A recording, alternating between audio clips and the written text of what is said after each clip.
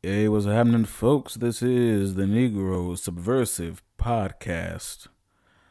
Before we launch into what we're going to be talking about this time around, when I was working on this series of episodes, I did not realize that the Chauvin trial was going to be coming to a conclusion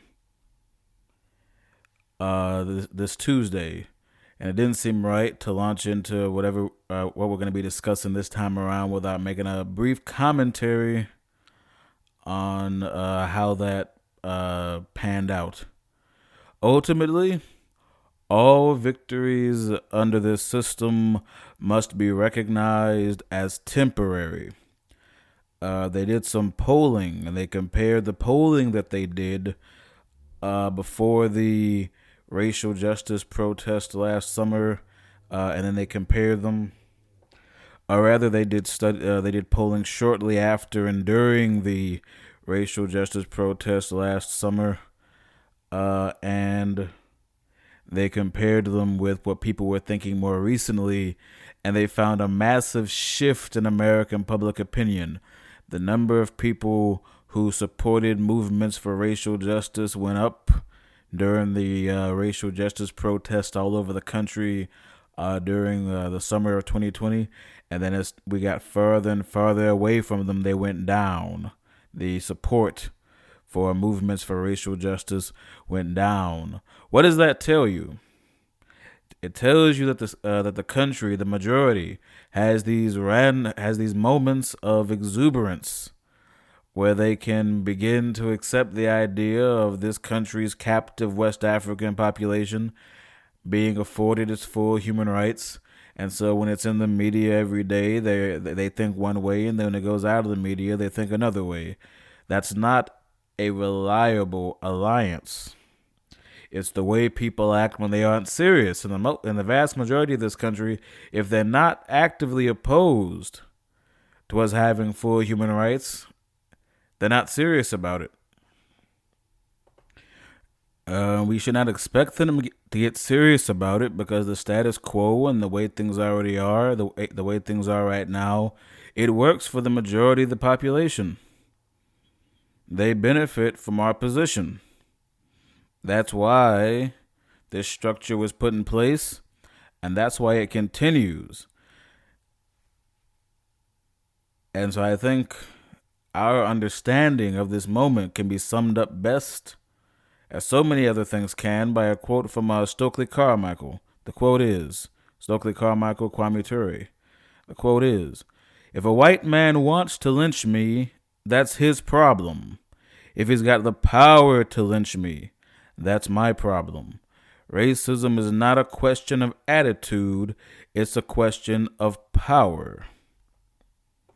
So folks will change their attitude, the attitude that they present to you, the attitude they present in corporate trainings.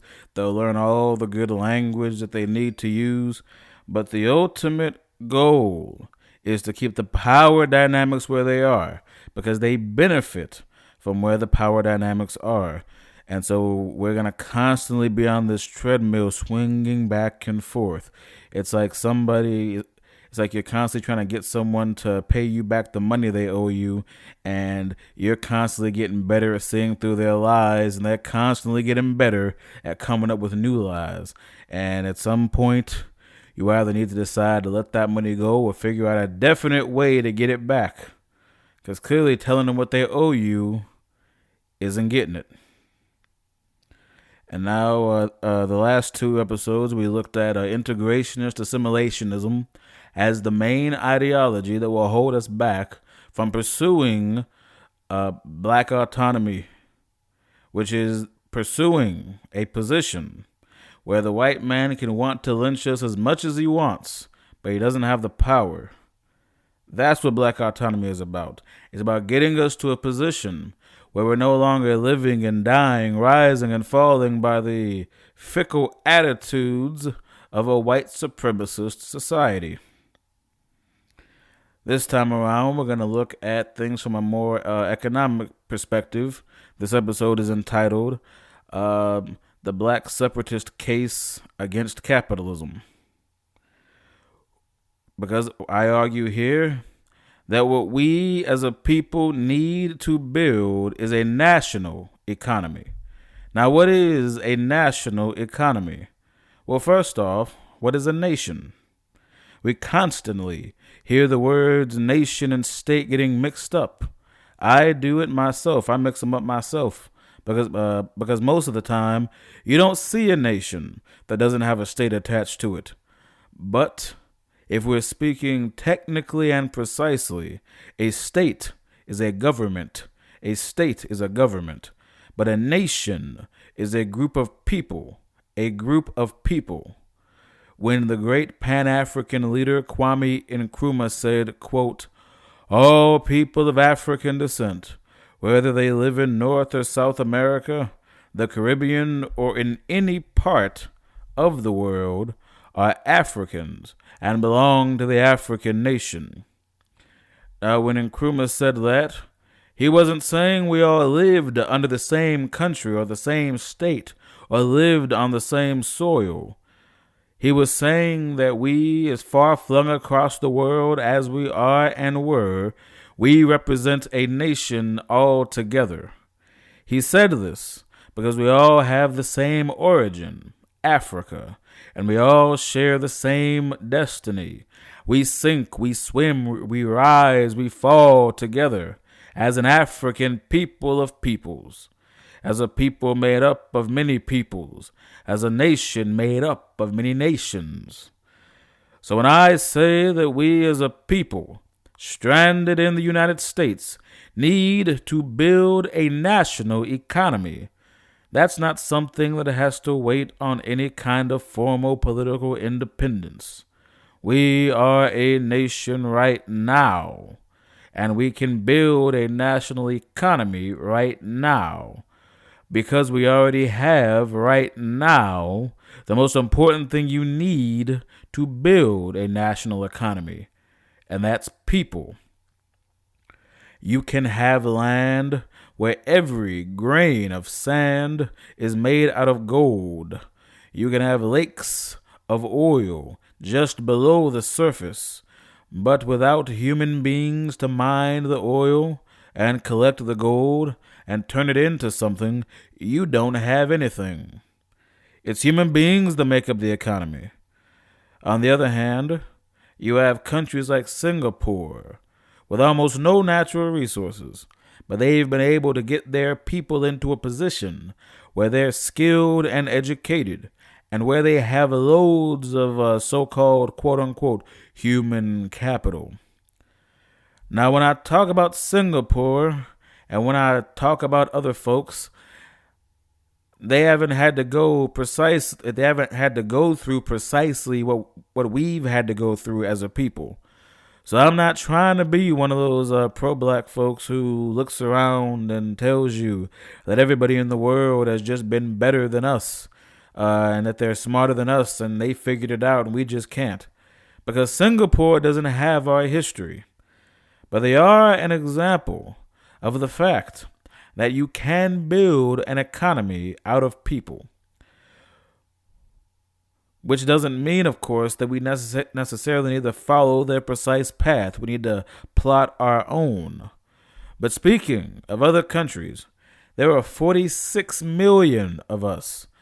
That's based on the latest census estimates. 46 million of us. There are large countries that don't have 46 million people in them. If African America were a country, it would be bigger than Canada, bigger than Australia.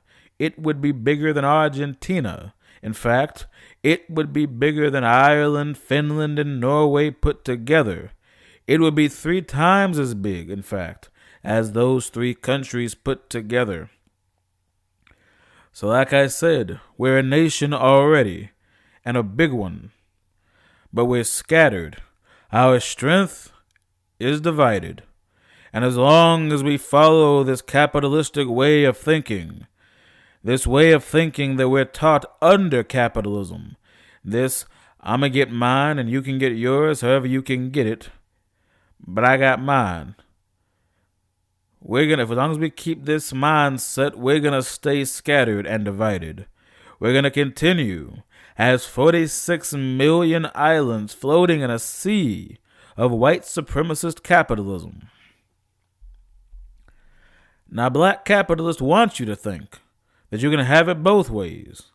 They want you to think that you can fight the same enemy separately and on that enemy's terms.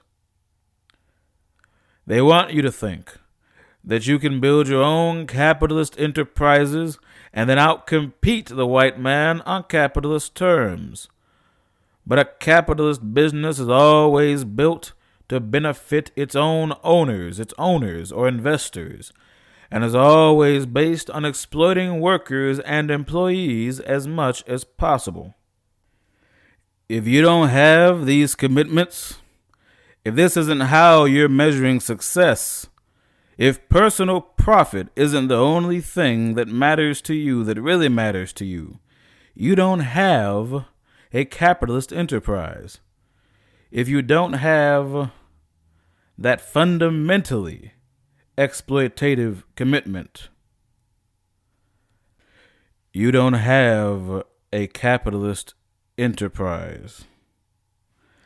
Now, Malcolm X had a great quote that introduced me to a whole new word, dollarism. Brother Malcolm said, you can cuss out colonialism, imperialism, and all other kinds of ism, but it's hard for you to cuss that dollarism. When they drop those dollars on you, your soul goes. Let me run that last couple of words back. When they drop those dollars on you, your soul goes. Malcolm X. And dollarism, I think, gets at the culture of capitalism. It gets at the mindset and the ideology of capitalism. The idea that everything has to be measured in dollars or else it ain't real. Now, you can either serve the dollar or you can serve your people, but you can't do both. There are going to be times where doing right by and for your people means not doing exactly right by yourself financially. I can't say it any other way. Now, I'm not saying you have to be digging through garbage cans.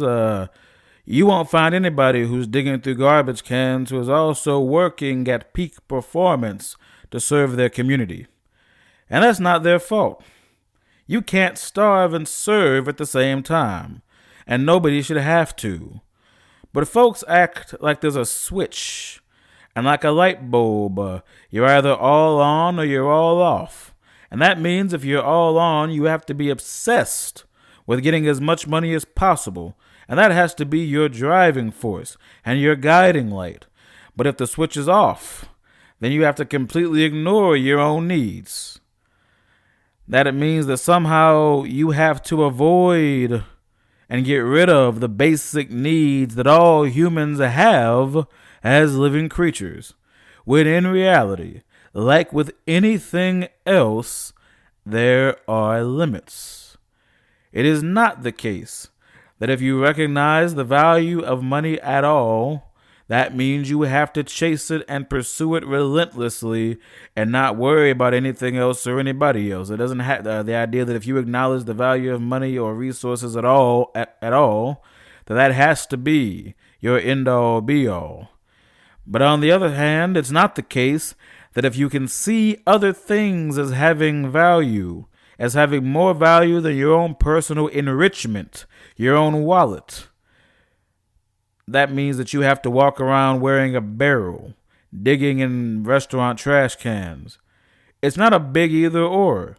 It's just a matter of limitations and of not being a cash-worshipping absolutist.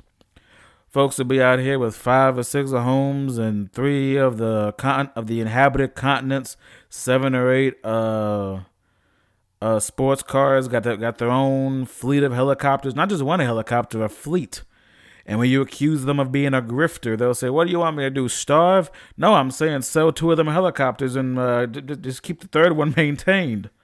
I'm saying, can you make it with, can you pick 2 continents and have a house on those 2 continents?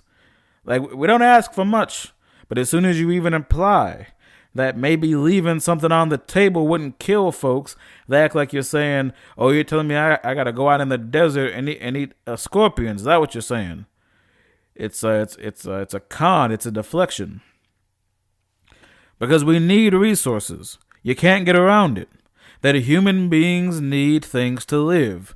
You and I, we need food, we need shelter, we need clothing. You can't get by it. Also, if we're going to be our best and serve our community the best we can, we need tools to be able to improve ourselves. We need access to education and to community and even to entertainment. Because humans function better the better our lives are. If you think of human beings like a car, let's say you have some expensive Italian sports car or whatever sports car outside, just one, not 4 or 5, just one. You're not going to go outside and beat it with a sledgehammer and expect it to go fast, are you? You're not going to put sugar in the gas tank. Then when you turn around and it doesn't work, you say, well, I thought that would toughen it up. I thought beating it with a sledgehammer would toughen it up. You're not going to say that. And that's the same basic idea with humans. The same way you would take care of that car and make sure it has the best oil and all the right parts and not leave it on the street in bad weather and all kinds of other stuff and get it checked up all the time and that's the same basic way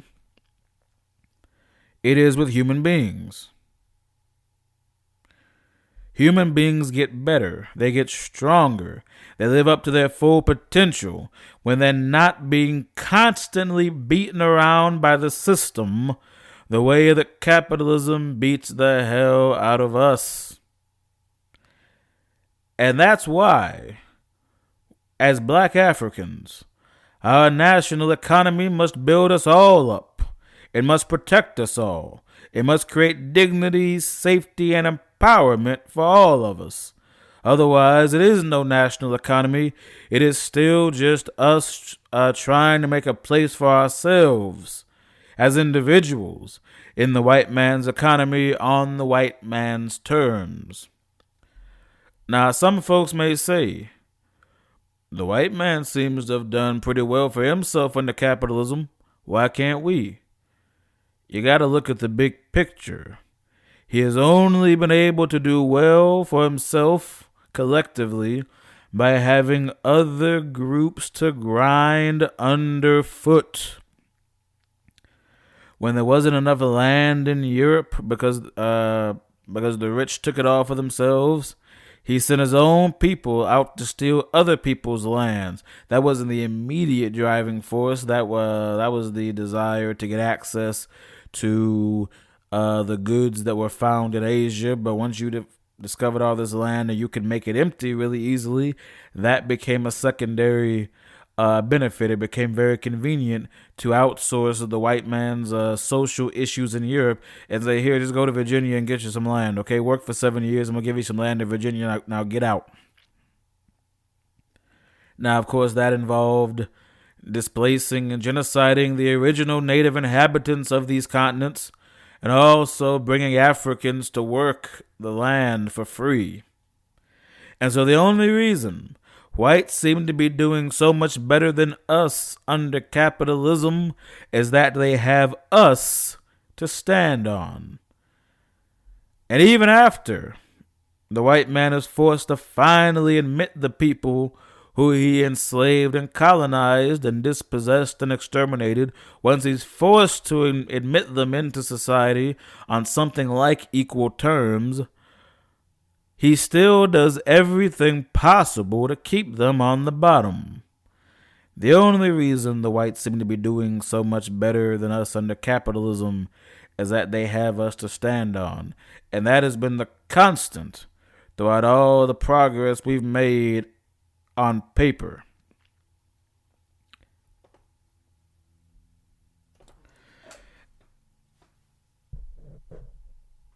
And so if we build our new society on capitalism, we're either going to have to get some other people to stand on, or it's going to be black folk standing on other black folk. If we build a new society on capitalism, we're either going to have to get some other people to stand on, or it's going to be black folk standing on other black folk. Which do you think is going to happen? Take a guess. But first of all, just from a purely moral perspective, we shouldn't be putting ourselves in a position where the only way we can progress and get prosperity and dignity and empowerment is by standing on top of other people.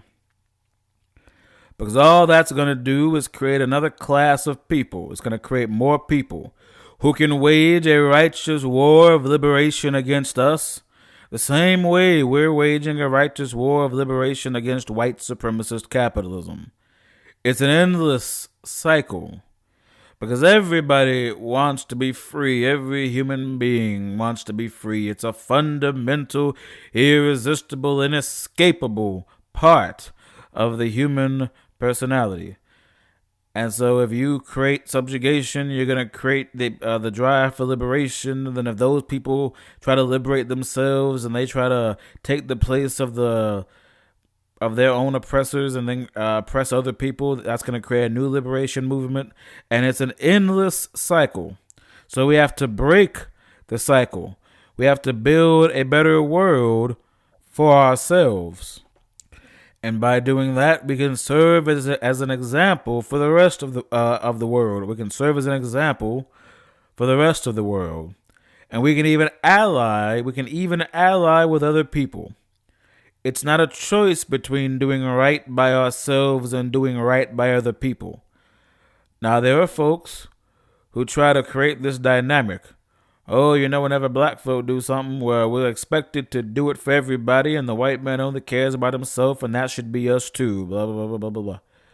Now, ultimately, we're a part of this world. We exist in this world with everybody else. And if we're going to be stuck in this demented, poisonous, unstable, destructive world that the white man has built, then we're never going to be safe.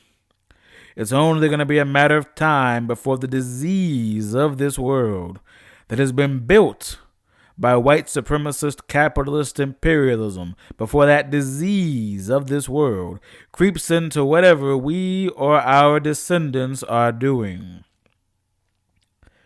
And so ultimately, we should not be trying to buy a place for ourselves at the top of this system of exploitation, because ultimately that's just going to look like us standing on top of other people, either from other groups or our own people. And if we find other people to stand on top of, we're going to be in the white man's position, with all the doom and degradation and degeneration that comes with that.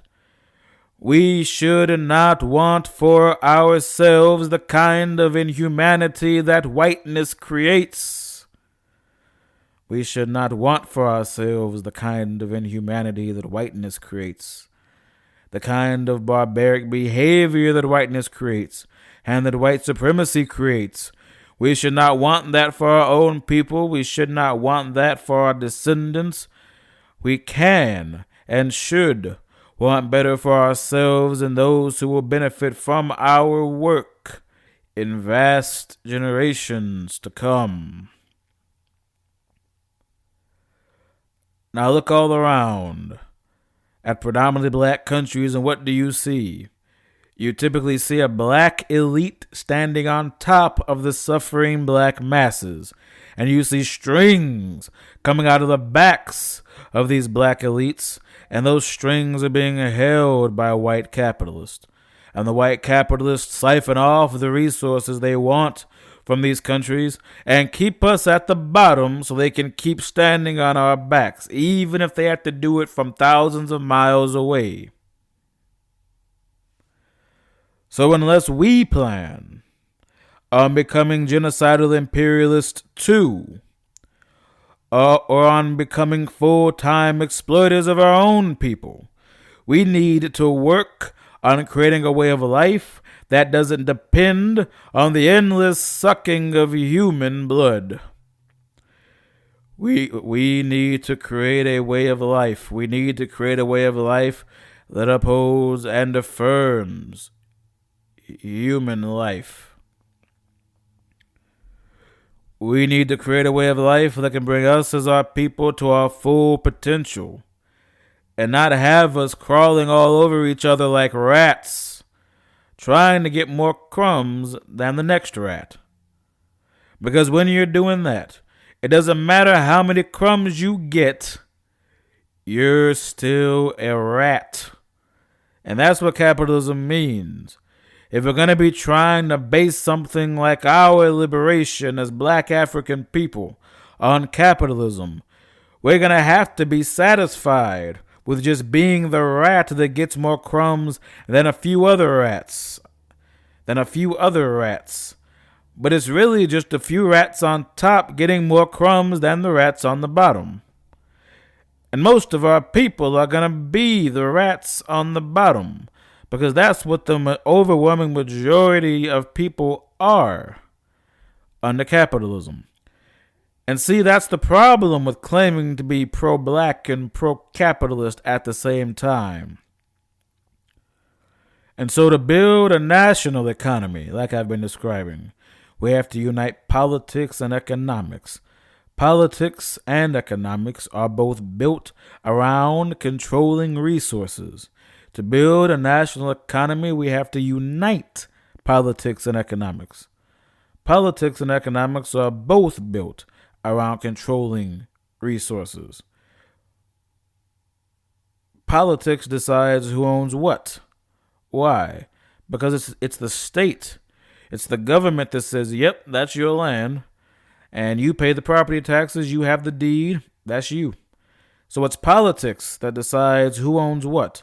And it's politics that decides what goes on the market and what belongs to the community. And it's politics that decides what is private property and what is a public good that should be left up to the marketplace.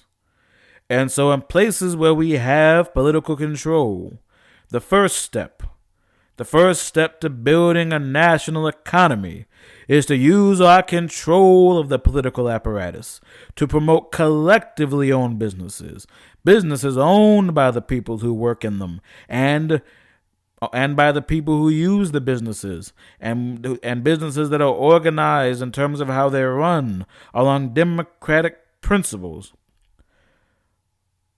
So that no matter what part you play in the business, you get a say in how it's run. I always thought it was kind of funny that democracy is a wonderful thing in America, except between the hours of 9 and 5. 9 and 5, it's consent of the governed, all men are created equal. Until the bell at the factory rings. Then it's do as you're told or get out. Democracy is good enough to decide questions of war and peace, but it ain't good enough to run a pencil factory. It's kind of funny. Don't really add up to me. But speaking of business, I was talking to a friend who teaches high school some time back, and she was talking about how her students don't want to hear what their teachers have to say a lot of the time. All they want to hear about is money. Now, they say all they want to hear about is money because they've been taught that the way that you get what you need and want is by having money. But really what they want is resources. That's like when folks talk about black folks gentrifying our own communities. You don't want gentrification. You want streets without potholes. You want the garbage picked up on a regular and timely basis. You want the garbage picked up. You want buildings where the paint's not peeling off and where the buildings aren't falling apart. You want buildings that are occupied, not empty, useless, and dangerous. You want, in short, a decent, nice-looking community. You want the place that you live and spend most of your time and that your kids go outside and play to be decent and sanitary and hygienic. You want more business and safe. You want more businesses for you to patronize. And on a broader level, you want more jobs. That's what you want. You don't want gentrification. Gentrification is about displacement. It's a colonial style process, but it's just run through dollars and capitalism. It's displacement by other means. It's racial displacement by other means. But you've been taught a certain way to get these things under capitalism. And that's where we've all been taught this, and that's where these kids are at. And as I've emphasized repeatedly, but you don't need me to tell you this, but as I've emphasized repeatedly, resources are important. You can't get around it. But we've been taught that the only way to get resources that we all need is on a capitalistic model. And so what these young people are looking for is an opportunity to be taught how to exist and prosper in the system that we live under. And, I don't know these kids. I don't know their particular situations, but I imagine a lot of people, based on the data, there's a lot of folks who see folks graduate high school and then they were broke in high school and they're broke after high school. So they might have some sincere curiosity about how what they're being taught between 7 and 2 translates into the real world and what they can get for themselves and the kind of quality of life they're going to live. And so again, they want to be taught how to exist and prosper in the system that we live under. But the problem is that the system that we live under thrives on keeping as many of them and as many of us as close to the bottom as humanly possible. So if you want to offer our children, our descendants, a way up, it's going to have to be a way up together. We're going to have to push on the ceiling and the walls of this cage, 46 million of us at once and together. Not I push when I feel like it and you push when you feel like it. Maybe 2 or 3 people push when they feel like it. 46 million pushing at once. We're going to have to change the rules. We're going to have to change the game. To keep it with education, I'm thinking in school districts where there's a black majority that controls it, you can begin teaching the youth how to organize collective enterprises and actively invest in creating those collective enterprises. That can be a form of extracurricular activity. And then those skills will translate into the real world, or they can just spin the enterprises off. But it don't have to be some big thing to start out. In many ways, we as a people do collective enterprise all the time. It's just typically on a temporary basis. Whenever you see somebody down the street selling fish plates, a bunch of people got together, they chipped in money, they bought the fish, they bought the grits, they bought the plates, whatever. And they're either putting their money towards some kind of community goal or something, but it's a goal they agreed upon together, and it's typically some broader goal for the community. Or the same way that anybody can get a T-shirt or get some blank T-shirts and print something on it, and then go on Instagram as a business and and advertise a business for an individual. We start individual businesses all the time. And we start businesses on a capitalist model all the time, or we try to, and many of us do. The same way you can do that, starting from the bottom. You can combine effort and do something that starts small and then brings in community buy-in and grows to a larger scale. And over time, you can move to something that produces a more significant industrial capacity and industrial production. One thing I notice when folks talk about black businesses and how much the dollar circulates in the community, they're mainly only talking about what folks can see, the storefronts, the stuff you see when you walk up and down the streets of our community. But those places are all served by industries and factories that you'll never see unless you go out to see them. This whole dollar circulating in the community thing. The example I always think of is the old chicken joint that was across from where I went to college. Knockout Wings, dearly departed, a victim of gentrification. But you go in there, you pay however much it was for a 12 piece and you walk out. Does that dollar circulate? Maybe. If it goes into somebody's paycheck and they happen to live in the community, sure it circulates. But how much of that money is going to rent for the land? Or if they own the land, how much of that money is going to, just basic things like chicken. It's a chicken joint. You buy the chicken. Unless there's a black chicken processing plant nearby and a black chicken farm nearby, that money is going right into the bank account of a food conglomerate. And so you can spend at that business until the cows come home. That money is still leaving your community as quick as it can. And so if you really want to have internal economics, you got to look at vertical integration. Who supplies that business? Who owns the land that business sits on, etc. That's a national economy. But as long as you don't think that you have to go from 0 to 6,000 all at once, you can start building these kinds of cooperative, democratically run economic communities and community-run economics. You can start building this on a small scale. I'm talking 2 people. Anything you can build as a capitalist enterprise, you can build as a cooperative enterprise. It's literally just a matter of changing your framework. A lot can be accomplished by changing frameworks, just by taking what you can do already and changing the way you think about it and the way you organize it. By just changing what the goal is and how you measure success and what the value system is behind what you're trying to do. Instead of saying, I'm going to make a lot of money and empower myself, you just say, I'm going to work with other people and we're going to get together and we're going to empower ourselves. And if we can start using political power in places where we already have the numbers for political power, where we already have the numbers for political power, then we can start building a local government apparatus that is built around promoting cooperative economic endeavors as opposed to individual economic endeavors. And that is the basic foundation of a national economy.